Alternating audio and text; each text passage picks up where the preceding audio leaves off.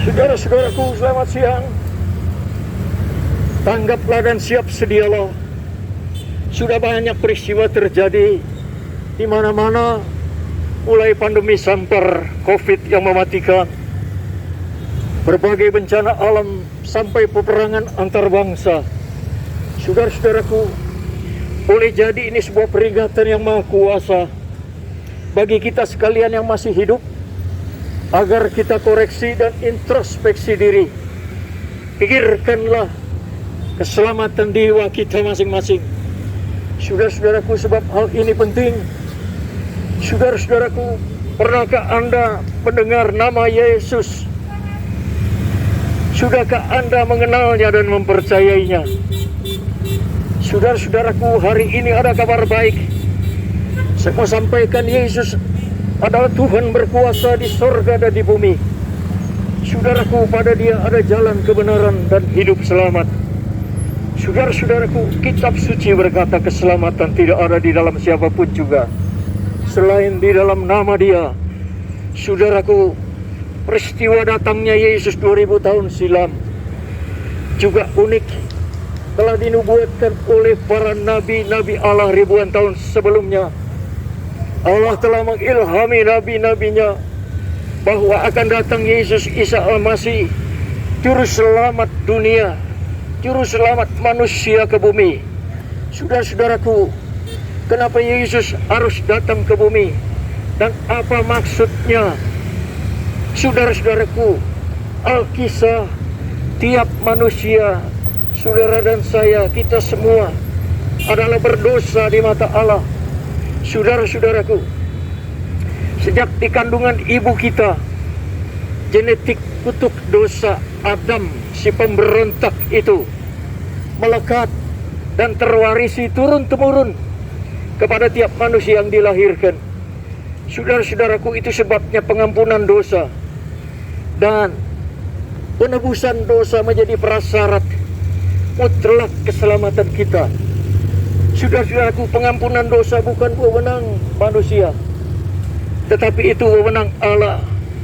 Tindakan Allah yang Ia lakukan 2000 tahun silam, dan peristiwa dan lewat peristiwa penyaliban Yesus Kristus di Kalvari, yang bermula dari kelahiran Yesus sebagai penjelmaan Allah menjadi manusia untuk memuliakan dan untuk memulai karya keselamatan dan penyelamatannya bagi kita.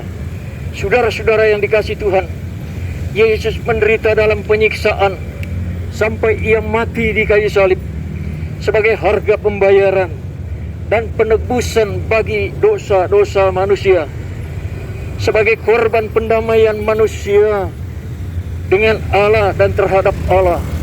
Saudara-saudara yang dikasihi Tuhan, di zaman kitab perjanjian lama, di zaman Taurat dulu, memang hewan dipersembahkan sebagai korban penebus salah umat Israel.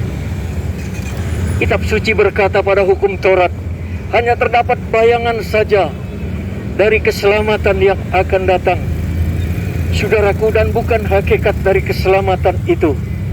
Saudara-saudaraku, sebab tidak mungkin darah hewan menghapuskan dosa. Bayang-bayang itu kini telah konkret dan nyata dan jelas dengan korban anak domba Paskah yang tersembelih. Saudara-saudaraku, yaitu Yesus Kristus, lewat penyalibannya, lewat karya salibnya, sampai pada kematiannya di kayu salib di Bukit Golgota, sebagai pembayaran yang absah, penebusan atas dosa-dosa saudara dan saya, sebagai pengganti atas hukuman kita, supaya tiap orang yang percaya kepada Yesus Kristus tidak binasa, melainkan beroleh hidup yang kekal.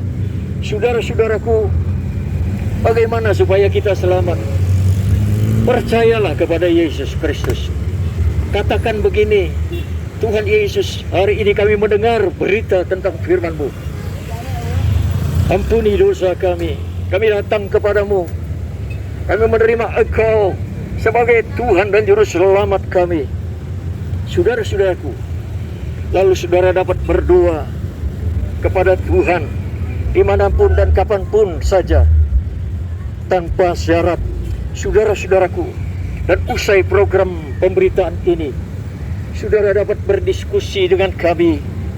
Inilah hak jawab kami untuk meluruskan berita Injil Yesus yang dibelokkan, yang disalah mengerti oleh segelintir orang, oleh sebagian pihak yang tidak mengerti Injil keselamatan Yesus itu yang sesungguhnya. Saudara-saudaraku, doa kami Tuhan kiranya memberkati Anda sekalian semua. Puji Tuhan.